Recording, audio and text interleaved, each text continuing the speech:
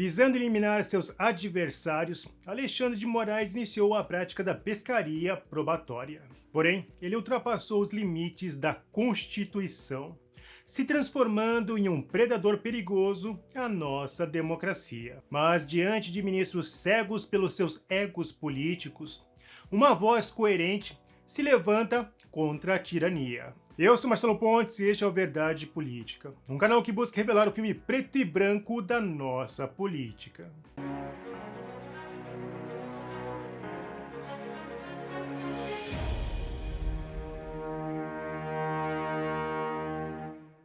O STF virou um atendimento especializado para a esquerda brasileira, ao responder rapidamente aos anseios políticos partidários. O último abuso foi pedir explicações ao governo federal sobre o aumento da gasolina em um cenário de crise mundial. Na prática, esses acionamentos partidários buscam produzir um constrangimento de caráter político. Há um lado pernicioso nesse abuso, além de transformar o Supremo em um mero puxadinho partidário. Inquéritos estão sendo alimentados por matérias jornalísticas, gerando dossiês contra adversários políticos que são usados dentro da Suprema Corte. Denomina-se pescaria probatória a prática de se aproveitar dos espaços de exercício de poder para subverter a lógica das garantias constitucionais, vasculhando-se a intimidade, a vida privada, enfim,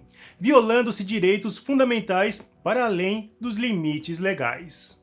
O mundo tecnológico gerou alguns males, como a prática abusiva de obter supostas provas por meios escusos. São unidades de inteligência que executam investigações paralelas, todas fora do controle das regras democráticas, para gerar denúncias forjadas contra adversários políticos. Segundo um outro Alexandre de Moraes, o jurista Alexandre de Moraes Rosa, doutor em Direito pela Universidade Federal do Paraná, essa prática pode ser reconhecida através dos seguintes elementos: busca e apreensão sem alvo definido, tangível e descrito no mandado, vasculhamento de todo o conteúdo do celular apreendido, continuidade da busca e apreensão depois de obtido o material objeto da diligência, investigações criminais dissimuladas de fiscalizações de órgãos públicos,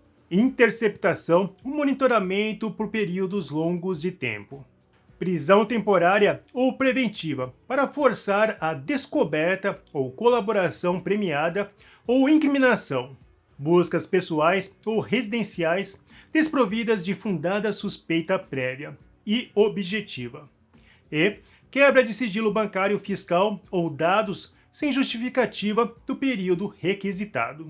Mesmo repleta de ilegalidades, por 9 votos a 2, o STF decidiu a favor das medidas impostas por Moraes ao deputado Daniel Silveira. Em seu voto, Nunes Marques afirmou que as decisões de Moraes não estão amparadas na lei. Ele também reforçou que o juiz deverá decretar fundamentadamente a prisão preventiva e não criar alguma medida não prevista e muito menos de caráter confiscatório dos bens do acusado. Como já foi apontado por este canal, Alexandre não poderia determinar uma multa, muito menos o bloqueio das contas de Daniel Silveira, sem uma decisão colegiada de condenação. Nunes destacou que esta multa não há qualquer arrimo no ordenamento jurídico pátrio. Na leitura de seu voto, ele afirma caracterizar-se de forma transversa em confisco dos bens do réu em processo penal por decisão monocrática e cautelar do relator em ação penal originária, sem o devido processo legal, claramente incompatível com a Constituição da República. Afinal, vivemos em uma democracia, onde o Estado de Direito vige, não sendo, portanto, admitida a imposição de qualquer medida privativa ou restritiva de direito não prevista no ordenamento jurídico legal e, sobretudo, constitucional. O ministro Nunes Marques afirmou que Alexandre não pode inovar estabelecendo punições fora do regimento. Marques apontou que as medidas cautelares se tornaram excessivas porque estão a restringir o pleno exercício do mandato parlamentar, principalmente considerando que estamos em ano de eleição. Nunes Marques foi um dos votos vencidos, mas destacou que a Casa Legislativa deve tomar a decisão pela qual se aplique a medida cautelar, conforme a Constituição. O ministro destacou que a decisão de Alexandre viola vários direitos e garantias previstos na Constituição, como ninguém será obrigado a fazer ou deixar de fazer alguma coisa senão em virtude de lei. É garantido o direito de propriedade. Ninguém será privado da liberdade ou de seus bens sem devido processo legal. Aos litigantes em processo judicial ou administrativo e aos acusados em geral são assegurados o contraditório e ampla defesa, com os meios e recursos a ela inerentes. O jornalista Guzzo foi direto no ponto, reforçando que o STF está agindo contra as garantias descritas no artigo 5º da nossa Constituição. O STF é contra a liberdade de expressão, que é garantida por escrito no artigo 5º da Constituição, porque comete atos de agressão contra ela o tempo todo, de forma permanente e deliberada.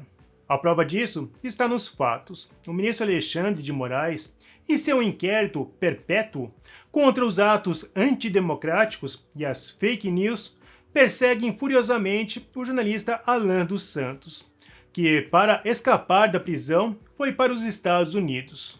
Moraes pede, sem sucesso, a sua captura e extradição pela Interpol.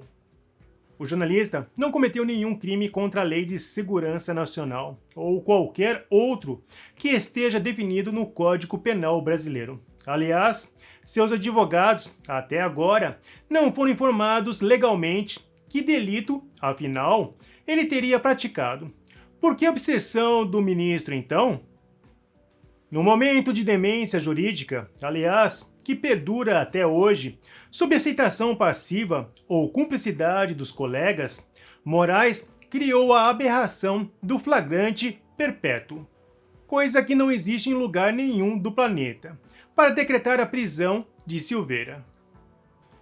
Ele foi preso dias depois de ter falado o que falou, mas o ministro inventou que em casos assim, flagrante não significa um momento no relógio em que o crime está sendo cometido, mas o resto da vida.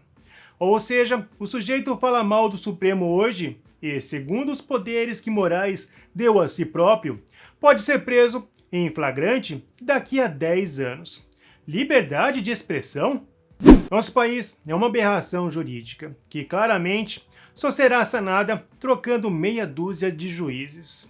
2 já foram, mas ainda faltam 4. A grande questão é saber se ainda temos tempo para construir um país justo antes que os injustos assumam poder. Bom, se você gostou desse vídeo, não se esqueça, você financia o canal Verdade Política, então curta, comente e compartilhe.